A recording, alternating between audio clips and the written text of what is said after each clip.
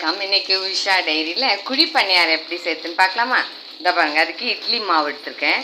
அதில் தாளித்து போட்டிருக்கேன். கடாய் வச்சு எண்ணெய் ஊற்றி கடுகு மிளகாய் கிள்ளி போட்டு வெங்காயம் கருவேப்பிலை போட்டு தாளித்து ஊற்றிருக்கேன். வாங்க, இந்த பாருங்க, இப்போ ஒரு குழி பணியார கல்லை வச்சாச்சு.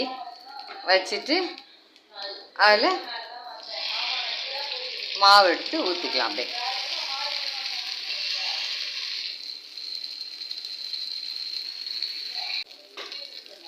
அவ்வளோதான், வேகட்டும், வெயிட் பண்ணலாம். இதை பாருங்க, அவ்வளோதான், ஒன்று ஒன்று அப்படியே திருப்பி போட வேண்டியது தான். அந்த உள்ளே வேகட்டும், வெந்தால் எடுத்து வச்சிட வேண்டியது தான்.